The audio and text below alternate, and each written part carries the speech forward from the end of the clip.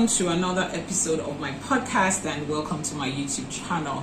If you haven't subscribed, hit the subscription button because this is the best place for you to get information as regards African spirituality, herbalism, divinity, and all those good stuff. So today I'll be answering a question. I put out a post on my social media handles asking you to ask me questions and then I will answer. And there's this particular question that looks like everybody is asking the same question, and people are asking me, does God have favorites? Now, most of the people that are asking these questions are of Christian background, and I started out as a Christian too, so I usually make a lot of reference to that. So really, what do you think? Do you think God actually has favorites? And if he does, then it means that all the prayers we pray and everything we do will probably amount to nothing eventually, because he has already picked his fave. And then somebody called my attention to an Instagram post today again. A lady was lamenting. You could feel the pain in her write-up, saying that she used to be a Christian. She used to believe so much in God. She prayed, and growing up as a child, she actually said none of her prayers got answered. And she says she feels the pain of her mother, who is a faithful follower of God, and they just don't get answers to their prayers. And then she made reference to something else again that she read in the Bible, where it says God would have mercy on whom he would have mercy. Now, where that question is coming from, there are a whole lot of other questions that are coming from there. If God is love, why are all these terrible things happening? Why does he answer some people's prayers faster than some people? Why doesn't he ever answer some people? And all of that. Now, let me start from this. I am happy that a lot of people are beginning to question most of the things that you have been taught in church and the way the Bible has been interpreted to you. Now, I practice Isheshe, that's Yoruba traditional worship, and it is a reflection of African spirituality as a whole. So I think it's time for you guys to I'm happy that you are beginning to question certain things you've heard in church.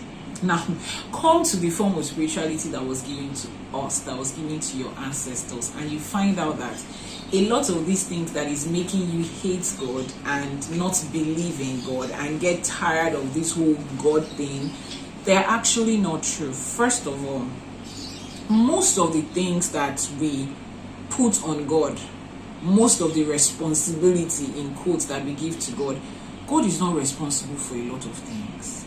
No, I think it is just this human thing, this laziness part of you that just wants to put the responsibility on somebody else. Somebody just has to get blamed for when you don't get what you want. It is just God. God has to fix this. God has to answer you. You are praying for rain. Somebody else is praying that they have a program and they don't need the rain. Both of you are praying in the same neighborhood. In fact, you live in the same compound. You don't need rain, he needs rain, and then God is supposed to answer both of you. And if both of you don't get answered, God is responsible. How does that even make sense? Now, God is not responsible for a lot of things. Now, imagine that you have a problem, right? And then you go to church, or you do it in the regular way you have always done it. They ask you to pray, all right? After you have done everything that you're supposed to do physically, you pray. And you are raised to believe that 70% of the answers to that thing you are asking God for or you want, 70% of the actualization of that thing, the physical manifestation of it, lies on God. That's what they tell you. So the moment you don't get it, the person that is at fault, that is to be blamed, is God. Because as far as you're concerned, I did everything I was supposed to do. And I prayed in addition, and he didn't answer me. And here is somebody else who probably did not even pray, and he got it. And here is another person who is also praying like you did, and they got it. And then you conclude God does not just love you. I mean, he has picked the people he wants to answer already. There are these people that he just likes, and they just keep getting everything. No, calm down. Now, if you have a problem and you come to Isheshe, Yoruba traditional worship, you come to Ifa, you come to a priest, you come to a Babalawo, the first thing they will do for you is an Ifa consultation. Now, an Ifa consultation tells you what is wrong. what is happening, how you got there, how you are going to fix it, and how not to get into it. And Ifa is the mouthpiece of God. So that is how we were taught to relate with God. That is who God is. We understand that every individual is a unique being with a different kind of destiny from somebody else. The circumstances that surround you, the tiny bits that makes up who you are, where you're going to, is entirely different from me.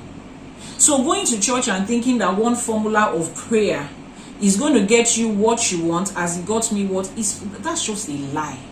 That's just laziness. That is what? I don't know what to call it.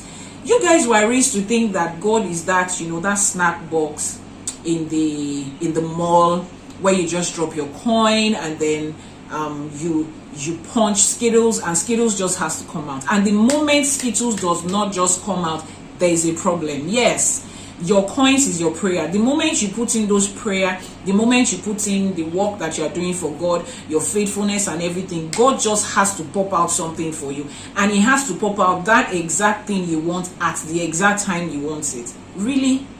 No, seriously, is that how it is? Now, we were kids and we had parents who loved us with everything. Even if they could afford everything, they gave you everything you wanted at every time you asked for it. It's not likely. Now, God is not a snack box that pops things out for you. God is not responsible for a lot of things that is happening. Now, you as a person, you are a product of choices that were made from generations before you. And they had ripple effect. Tiny, tiny bits of effect put together became this you. Okay, we understand the fact that we don't see God, right? Nobody sees God, nobody hears God like that. Nobody knows where God is. So how do we know that there is God? It's in the reflection of the things around us, right? I mean, you are asking this question because first of all, you believe that there is God. So this podcast or post is not about, I don't even believe in God. You believe in God, that's why you're asking that, does he have favorites, right? So God is reflected in everything around you. Now, look at the way everything is. Does it look like everything has a balance? Like everything gets its good at the same time? Let's take, for instance, the 12 months of the year are people experiencing different seasons, and we all love the summer, right? Yes, we all love the summer. We get to go out, we have parties, we have cookouts, we travel, you can get to wear your sexy clothes. We all love summer. So we would actually feel like, oh, August is God's favorite. And then December, that is also cold and icy and nobody can go out and you get the flu and everything is just freezing. Then December should be God's least favorite. Because what? It's experiencing what we don't like. That is not how it works. God is not responsible for those things. Where you are today, people took decisions before you were born, unfortunately, that made up who you are. Now, let's think about it. You have this lady who is from a wealthy family, wealthy background, influential family, and her mother decides to match her with this guy who is also from the same background, same social status or even higher. They get married and they have children. Automatically, their children are born into wealth, into influence. They don't have to struggle. They don't have to suffer for basic things. They just get things like this. Okay? So you happen to be in the same church with that guy. And he says, today I pray to God for a car. And then his birthday is just 5 days from there. And Uncle President buys him a car. That is just natural. It is not an answer to a prayer. God is not responsible for that. Now, your mom comes from a very humble background. And she decided to fall in love with another guy that comes from this humble background. And both of them are struggling financially. They don't know anybody. They can't afford most things. And you are the child that is born there. And you are praying to God, you want this, you want that, you want. You see that? God is not responsible for it. Now, am I saying that God doesn't interfere in the affairs of men? No. So, I mean, okay, Ewa, if you're saying this, so you're saying we outrightly don't need God? No. The question I'm answering here is, does God have favorites? A lot of the things that is in your life, it is something that is a product of decisions of so many things. You were born in Nigeria, in Ghana, in Zambia, in Sierra Leone. Somebody else was born in the United States, in Europe, in the United Kingdom. Are you saying that God loves that person better? That's why he was born there. You were born in Nigeria. And then you have determined that, you see the fact that my passport is not A-list. I want a better thing for my child. And then you start on the process of saying, you see, the person I have to marry just has to be an American citizen. And you get that goal, and you get married to the guy, and automatically your child becomes an American citizen. And you have a brother who married another Nigerian. Your children are growing up in life. What they will get in life is just different. When they pray, the answers that will come is different. It is just what it is. Nobody gets to choose that. That is not on God. Some circumstances has aligned in place for some people. Now, let's come back to spirituality. You are a lady, you're single, you don't have a husband, you don't have kids, and you desperately need both. There's another lady, she doesn't have a husband, she doesn't have kids, and she desperately needs both. You go to church, she comes to an Ifa priestess like me. In church, she's prayed for, God is going to give you a husband. Chapter what, verse what in the Bible says this, just keep doing this, go to the hospital, do all your checkups and all of those good stuff. You're going to have a child, and she's praying. And there comes this lady. She comes to me and we do the Ifa consultation. And let's say, for example, the Oduifa that comes out is Ejiogbe. Now, if you read the Oduifa of Ejiogbe, it was a story of a lady who didn't have a husband, she didn't have a child. And when the consultation was done, Ifa says she should do this and this and this. And Eledumare said that she's going to have a child, and he's going to be a special child. And there are certain things that has to be done in form of etutu and ebo, those are appeasement and sacrifices, before that child is done, to pave the way for that child. Instructions has to be given to the mother of that child before the child is born. She does all of it, and she gives birth to this child, that only one. She didn't get a husband, but she got a child. That is the Oduifa that came out. And then she did everything, and she has that child. The other girl is in church. She doesn't have a child. Do you know why she's not going to have a child? First of all, because she is waiting to have a husband first. If Oduifa Ejiogbe comes out for you, your husband is not in your timetable. The special thing you are bringing into this world is that child, that male child, who is going to be extremely great. And that child cannot come until certain requirements are done spiritually. That child will not come until the mother of that child receives certain instruction to prepare for that child and to guide that child. So if you stay in church for 25 donkey years praying for that child, you don't do those requirements, you don't receive those instructions, you don't know the kind of child you are going to have, you are not prepared for that child is not going to come. And that doesn't mean that the one that came to Ifa is God's favorite.